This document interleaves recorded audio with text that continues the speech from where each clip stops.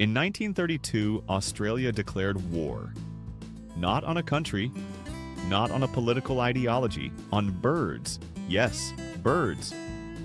Welcome to the only military campaign in history where the enemy didn't use guns. They just outran them. This is the Great Emu War. And spoiler alert, the birds won. Meet the enemy, Emus 101. Before we go any further, let's talk about the enemy. Emus, Australia's second largest bird. Over 6 feet tall, flightless, fast, and according to anyone who's met one, kind of a jerk. They roam the outback like they own the place because in many ways they do. They're built like dinosaurs in a windbreaker.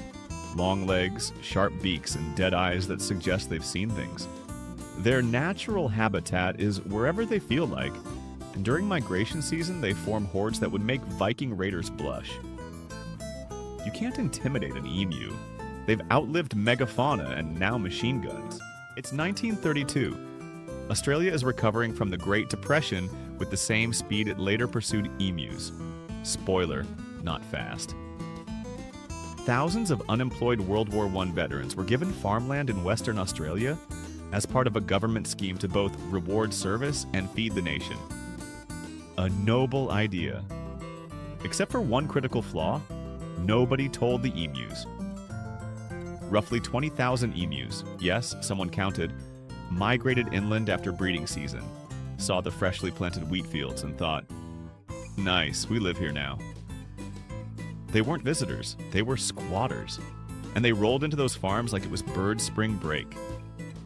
Crops, trampled, fences, useless. Farmers?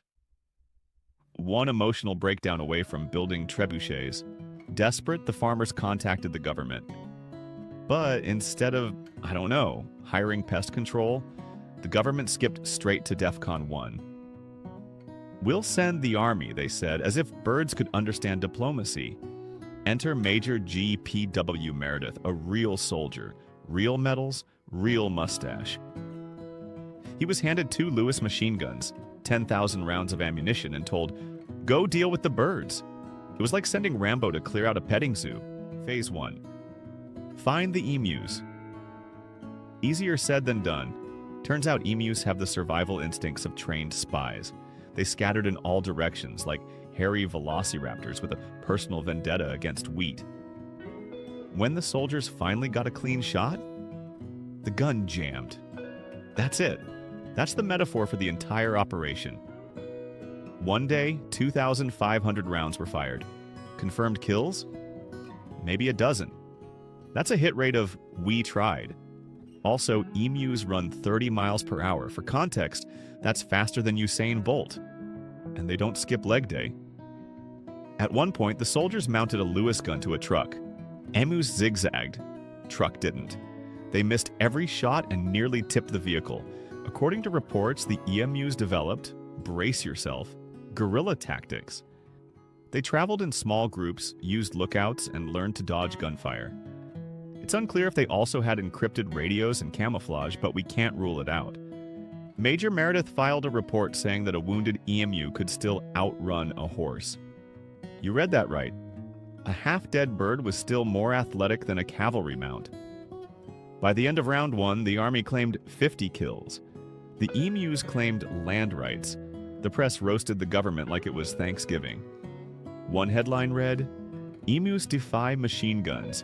Military fails against feathered foe." You can practically hear the laughter echoing across the Commonwealth. Public opinion and media meltdown.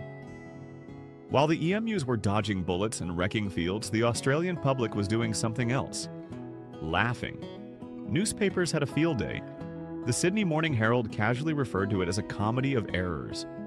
Cartoons showed soldiers being outmaneuvered by birds wearing aviator goggles.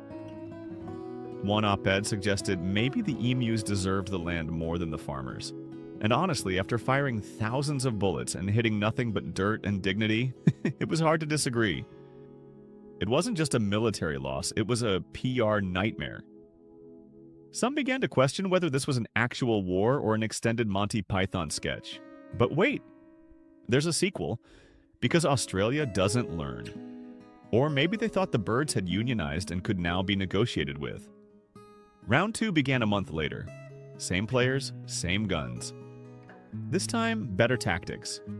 Except they still fired 10,000 bullets and only killed 900 emus. That's 11 bullets per bird. And again, most birds just casually walked it off. Eventually, even the government was like, yeah, this isn't going on the calendar next year. Operation Emu Freedom was quietly forgotten. Like a bad haircut or your middle school poetry blog, Australia gave up on military action and went with the better idea all along: taller fences.